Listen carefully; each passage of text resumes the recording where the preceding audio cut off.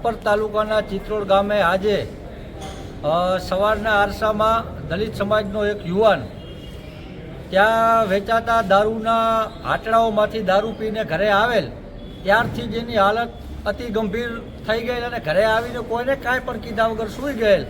પછી પરિવારે જ્યારે જમવાનું બન્યું ત્યારે એમને ઉઠાડતા નાકમાંથી અને મોઢામાંથી ફીણ નીકળતા હોવાના કારણે એમને તરત હોસ્પિટલે દાખલ કરવામાં આવ્યો અને અતિ દુર્ગંધ દારૂની શરીરમાંથી આવતી હતી અને જેના કારણે એ યુવાનનું દલિત સમાજના 30 વર્ષીય યુવાનનું જે ગ્રેજ્યુએટ કરેલ યુવાન હતો એને નાની નાની 3 બાળકીઓ છે.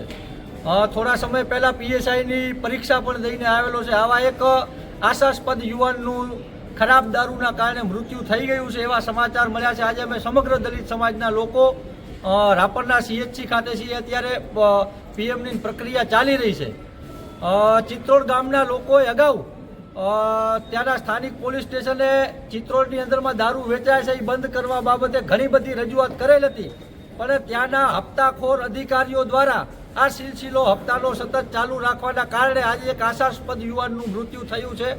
પરિવારની એવી લાગણી છે કે આજે જે આ યુવાનનું મૃત્યુ થયું છે ત્યારે ચિત્રોડ ગામની અંદર જેટલા પણ બુટલેગરો છે એમની અત્યારે તાત્કાલિક ધરપકડ કરી અને એમના કને જે દારૂ કે માલ છે એનું કબજામાં લે અને એનું સેમ્પલ લેવામાં આવે અને નક્કી કરવામાં આવે કે કોના કને દારૂ પીધાથી આ યુવાનનું મૃત્યુ થયું છે. જો એમ નહીં કરવામાં આવે તો ત્યારથી કરીને અત્યાર સુધી પરિવાર ડેડ બોડીનો સ્વીકાર નહીં કરે એવું પરિવારના લોકોએ સ્પષ્ટપણે જણાવી દીધું છે. અને અમે પણ દલિત સમાજ વતીથી લાગણી રાખીએ છીએ કે સમગ્ર રાપર તાલુકાને જ્યારે દેશી અને વિદેશી દારૂના બુટલેગરોએ બાંધમાં લીધો છે, અહીંયા એક પછી એક લોકો દારૂના લીધે મરી રહ્યા છે. 25-25, 30-30 વર્ષની દીકરીઓ વિધવા બની રહી છે. હું અહીંયા કચ્છ રેન્જ IG પણ દલિત છે, અહીંયાના અમારા DYSP પણ દલિત છે, જ્યાં ઘટના બની છે ત્યાં PI દલિત છે. એટલે હું IG સાહેબનું અમે તો દલિત સમાજ વતીથી સન્માન કરવા માંગી છીએ કે તમારી આગેવાનીમાં દલિતો 30-30 વર્ષના યુવાનો મરી રહ્યા છે. જો હજી તમારી આંખ નથી ખુલતી તો અમે ખરેખર દલિત સમાજે તમારું સ્વાગત કરવું જોઈએ એવું અમને લાગે છે.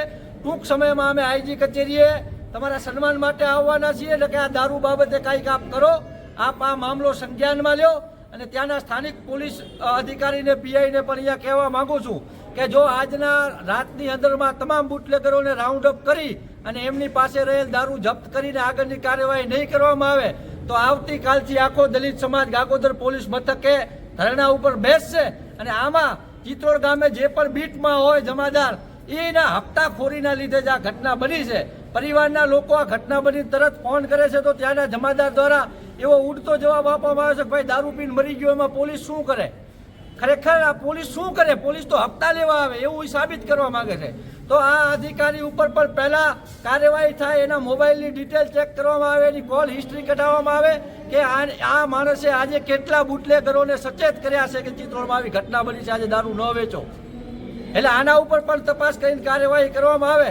બાકી આવતીકાલે સવારે 10 વાગ્યાથી ગાગોદર પોલીસ સ્ટેશને સમગ્ર દલિત સમાજને ચિત્રોડ ગામના લોકો અને જે પણ દારૂથી પીડિત છે એવા તમામ લોકોને લઈને આવતીકાલે ગાગોદર પોલીસ મથકને અમે બેસી રહેશી અને ત્યાં સુધી બેસશી જ્યાં સુધી અમને એમ નહીં લાગે કે પોલીસ દારૂ બાબતે કંઈ કાર્યવાહી કરે છે.